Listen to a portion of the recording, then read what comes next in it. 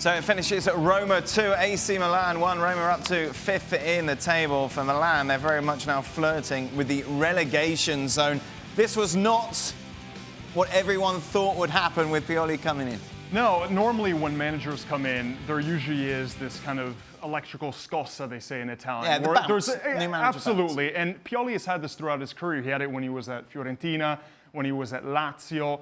Even for a short time when he was at Inter, there was always this quick improvement, and then the team would tend to peter out. And this is what was expected for Pioli. Milan couldn't have been any worse than they were under Marco Giampaolo, but I have a fundamental difference with the managerial staff of Maldini and Boban changing every 6 months. Milan have no identity. They have no continuity from transfer window to transfer window. This is, again, a new idea, a new shape, players in different positions, players who before weren't playing suddenly getting in the starting lineup. This is not how you build a successful team.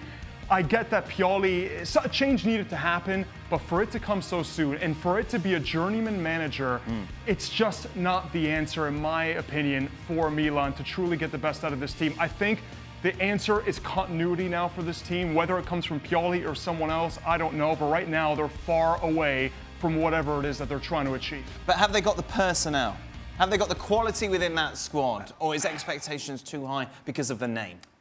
I think you're onto something there. Definitely a team that's always going to be expected to challenge for a top 4 spot. I think they have the players to compete for the 4th position. They're nowhere near Napoli, Inter, and Juve, which are the top 3 teams in Serie A, but they've been spending money every single transfer window. This isn't a team that's selling in order to buy. They spent €250 million a few years ago when the Chinese ownership was at stake, and now they're gone.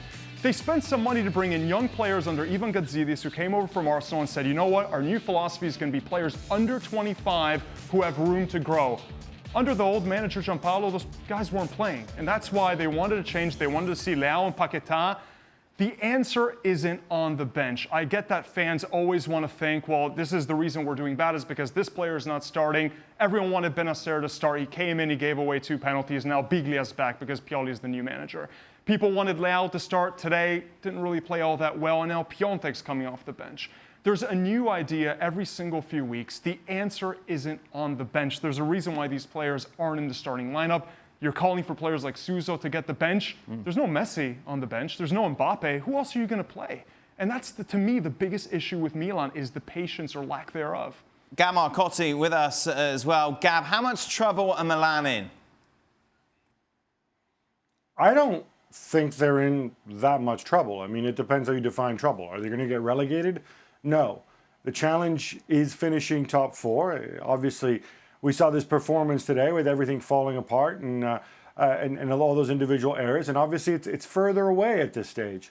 But, you know, equally, to go and this always happens in Italy. We talk about continuity in the past and why didn't they stick with Gattuso? Guys, there's a new owner, right? There are financial realities at this club because of the crazy situation that they inherited from the previous 2. Well, especially the last one, really irresponsible ownership groups. They have budgets. They have a plan to stick with it. Those people who say stick with a plan or stick with a manager, when the manager is not executing the plan, as was the case with Giampaolo, a guy who was clearly melting away under the pressure, that wasn't going to work. It's been, 2 games with Pioli? How about everybody chill a little bit and let this guy work? It is what it is. It's a transition season. But, you know, before we go and call Pioli a journeyman, Pioli finished 3rd in Serie A with Lazio. I'll remind some people. So, you know, you're not going to go out and get Jurgen Klopp in mid-season to replace Marco Giampaolo. That ain't going to happen. So, frankly, Pioli, I thought, made a lot of sense, and I still think makes a lot of sense. And I'm not going to judge him after 180 minutes of football. Yeah, I agree not to judge the manager Pioli, but this is still a manager, Gab, and you know this, that always started off well, and then his teams petered off. Whether or not it's because he had the right players in play or teams that were even that good to begin with, his Inter side certainly wasn't the Inter that Conte now has. But I get that you have to give a manager like Pioli patience, but this is a team right now that has been in a transition for 7 straight years. Ever since Max Allegri was fired after they lost to Sassuolo, it's been inexperienced managers. Pioli maybe has the best resume out of every manager that they've had really since Ancelotti, because at the time, Allegri didn't have the Serie A resume that Pioli has. It's not to blame Pioli. Pioli has nothing to do with this. I think Pioli isn't a step backwards whatsoever. But how many more years will you get of transition? I get that there's new ownership, but this is Milan. They're 3 points away from the relegation zone. And by the way, they play Lazio, Juve, and Napoli. They could find themselves in the bottom 3 at the end of November. That would be an absolute embarrassment for a club that should be fighting for 4th place. So it is time to ring the panic bells, in my opinion.